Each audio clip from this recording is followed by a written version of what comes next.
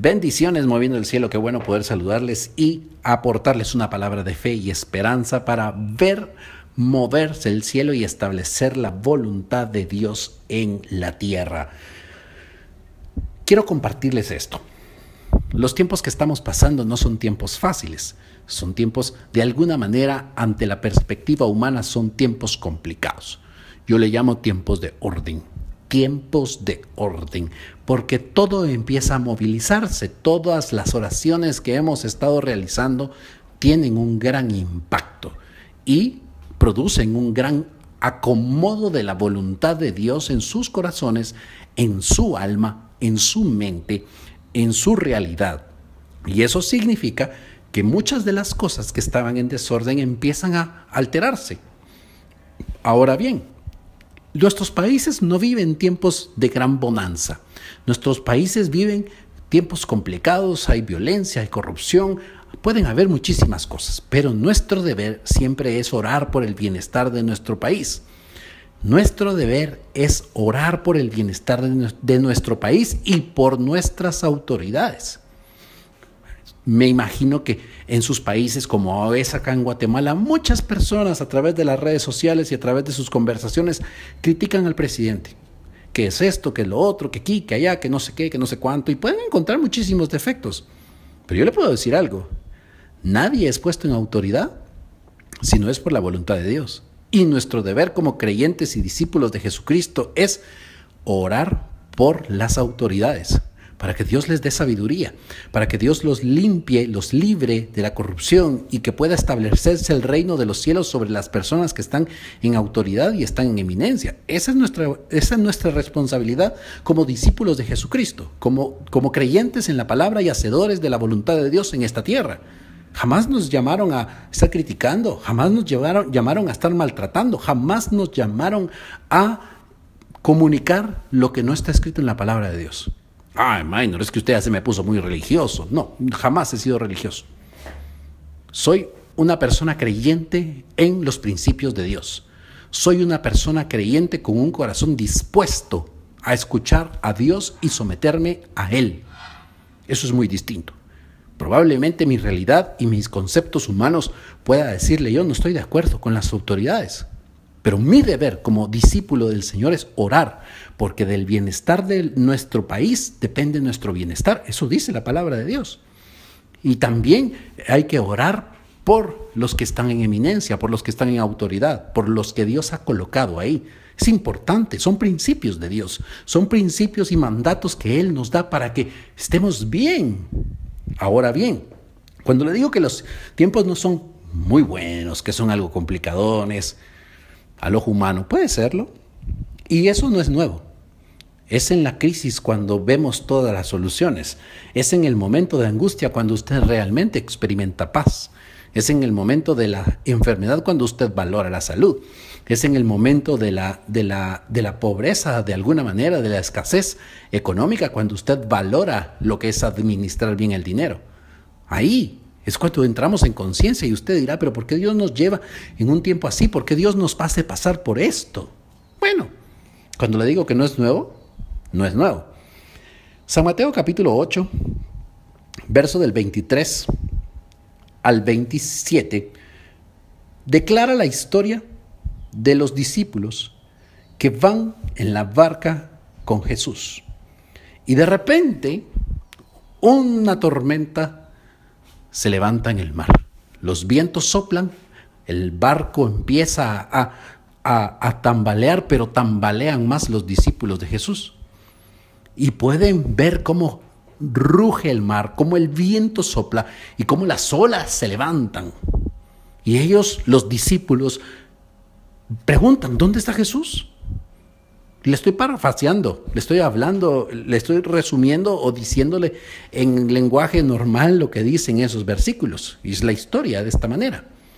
Y los discípulos llevan a Jesús en la barca. Los discípulos llevan a Jesús en la barca. Y el viento se empieza a levantar. Y eso no significa que porque Jesús esté ahí, no significa que los vientos no se levanten, que los problemas no existan, que los desafíos de fe no vengan a nuestra vida. Pero sí significa que nosotros tenemos que ir y buscar a Jesús. Ahora bien, los discípulos fueron a despertarlo. Jesús, mientras estaba la tormenta, dormía. Ahora, ¿por qué usted tiene dormido a Jesús? ¿Por qué usted tiene dormido a Jesús y no va a despertarlo? ¿Por qué usted no hace lo que la palabra de Dios le está indicando y despierta a ese Jesús que lleva dentro? Y despierta a ese Jesús que puede calmar las tormentas. ¿Por qué? Existen tormentas fuertes, existen problemas grandes, existen enfermedades, existen conflictos, existen ansiedades, existen angustia, existen cualquier tipo de cosas que viene a irrumpirle en forma de miedo y de temor y a hacerle tambalear su fe. Pero, ¿cuál es el accionar de nosotros? Recurrir a Jesús. Recurrir a Jesús. San Mateo 8:25 dice, versión NBI, los discípulos fueron a despertarlo. Señor, gritaron, sálvanos, que nos vamos a ahogar. Verso 26, hombres de poca fe, les contestó, ¿por qué tienen tanto miedo? Hombres de poca fe, ¿por qué tiene tanto miedo? ¿Usted no se ha dado cuenta que probablemente una tormenta se ha levantado a su alrededor solo para que usted tenga un estatus de cómo está su fe? Sí, pero es que no hay para pagar las cuentas. ¿Cómo está su fe? Sí, pero lo que pasa es que el médico dice este diagnóstico. ¿Cómo está su fe? Sí, pero lo que pasa es que mi esposa, mi esposo, tenemos conflictos. ¿Cómo está su fe? Es que yo no veo que mi hijo cambie. ¿Cómo está su fe? La tormenta solamente se levanta para medir su fe. La tormenta solamente se levanta para saber qué es lo que usted va a decidir. Los discípulos dicen, nos vamos a ahogar, gritaban. Ellos gritaban y no estaban gritando de alegría, gritaban de pánico. Y se levanta Jesús y lo despiertan y dice, ¿por qué tienen tanto miedo, hombres de poca fe? Y dice más adelante, en el versículo siguiente, que Jesús reprendió a la tormenta y a las aguas. Y todo quedó en paz. Ahora bien, ¿qué es lo que te está quitando la paz a ti? ¿Qué es lo que está impidiendo que tú experimentes la paz? ¿Cómo se llama tu tormenta? ¿Cómo se está moviendo tu tormenta? Tú eres una persona que mueve el cielo, no que crea las tormentas, no que se atemoriza ante las tormentas. Tú eres una persona que cree en Jesús. Y sí, es tiempo de dejarlo a Él hacer. Ya no luches con tus fuerzas, ya no luches con tu carne, ya no luches con tu propia energía. No trates de resolver todas las cosas tú. A partir de este momento tú tienes que entender algo, que es Él el que está actuando. Minor, pero es que nosotros no podemos ser irresponsables, no podemos ser negligentes, no podemos dejar de hacer. Probablemente sea cierto. Pero como ya no vivimos nosotros, más Cristo es el que vive en mí, que Él calle las tormentas, que Él ordene lo que tenga que ordenar, porque mi corazón está dispuesto a ¿qué? Mi corazón está dispuesto a que el reino de los cielos se establezca en mi vida. Eso significa que se van a calmar las tormentas. Eso significa que Él se va a levantar. Despierte a ese Jesús que lleva dentro usted. Despierte su fe, mira su fe. Pero sobre todo, la fe no significa que usted le empiece a decir a la tormenta, cállate tormenta, cállate. No. Vaya a la presencia de Jesús. Encuentre ese Jesús que usted lleva dentro. Encuentre esa fe que sobrepasa toda la realidad, que transforma la realidad, que se convierte como ese rayo de luz ayer en el eclipse y que corta toda la oscuridad y empieza a trasladar luz a todos lados. Así es su fe. Pero ahora pongámosla en el lugar correcto y despertemos a Jesús que está dentro de nosotros y dejemos que Él actúe. Es que Él está ansioso. Usaré una palabra que no sea correcta para Jesús, pero bueno, Él estará deseoso, es la palabra correcta. Él está con ganas de querer reinar en su vida. Y que usted sobrenaturalmente pueda ver que las cosas se solucionan. Que usted sobrenaturalmente pueda ver cómo todo se transforma y no por ayuda humana. Y no por lo que usted se esfuerza, y no por lo que se desvela, y no por lo que madruga, sino solamente porque Él toma control de la barca. Él no le dijo a sus discípulos, muchachos, cálmense, hombre, tranquilos, vamos a orar. No, simplemente Él se levantó y reprendió. Él actuó. ¿Usted se puede imaginar cómo quedaron esos discípulos? Atónitos, sorprendidos. ¡Wow! Sentimos que nos moríamos. ¿Por qué sientes morirte si llevas a Jesús adentro? ¿Por qué sientes morirte si llevas a Jesús ahí en tu barca, en tu vida? Ya no eres la misma persona. Después de 61 días de estar orando por ti, y usted me dirá, Minor, pero es que yo me acabo de incorporar a Moviendo el Cielo.